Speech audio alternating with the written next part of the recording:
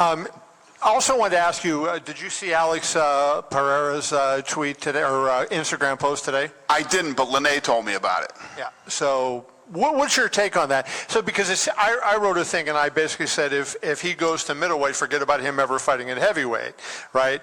What is your take on his? He seems to have this kind of unusual interest in middleweight for whatever reason. There's a lot of contenders. He hasn't fought Ankalaev yet. I know Ankalaev has a fight, but... I disagree. My take on him is he's fucking nasty. That's my take on him. He wants to move up. He wants to move down. He wants to go That's why people love him. Those are the type of fighters that people love. Pereira wants to fight everybody. I love it. So what do you do with a guy like that when you have a guy like that? And Dricus, hey, look at the run Dricus is on, right? I mean, he's kicked ass and, 1, 2, and 3. I think he's beat in the rankings and everything. So you promised a fight to Strickland. If Dricus comes out of that, would you grant Alex's wish, assuming he beats Khalil?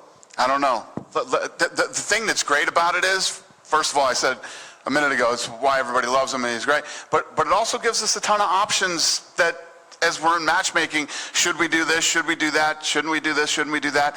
I don't know. It's a good problem to have with a guy like him.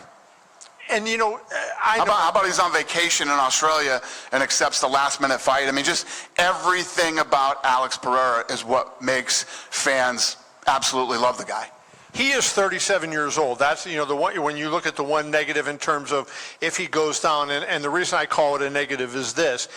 If you want to see him try to make history and win a heavyweight title and become the first UFC champion to do it in 3 divisions, you're talking at least another year, right? And at that point, he's past 38, heading to 39. Time becomes an issue there. So do you ever have a conversation with him and sit down and try to, kind of map out a little bit, say, because that would be so unusual, Dana, to win a title in 3 weight classes. Right. And he's a big man, and you put on 10 or 15 pounds of muscle, and he's 245 just like Jones. Yeah. No, listen, all these guys are battling time. They all battle time. We're just going to have to see, what happens over the next couple of months. There's a lot of fights happening in these weight classes. And, first Stipe and Jones needs to happen, and then we figure out where we go there. Aspinall is obviously the next guy that should get the next title shot.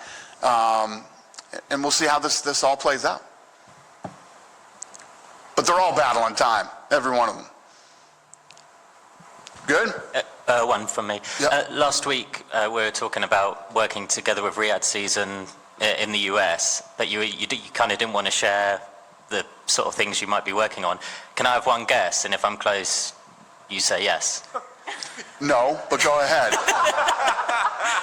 Is it anything to do with TKO boxing? Because Turki Al-Alashik wants to create a league, which I've heard he wants to implement in early 2025. Do I think that what? I need help, Lene. Part of TKO. Is part Turki Al-Alashik wants to create a league in boxing that he wants to apparently launch early 2025. Is that something TKO boxing could help with? Huh. Anything is possible. Anything is possible. Who knows? Have a great night. Dennis.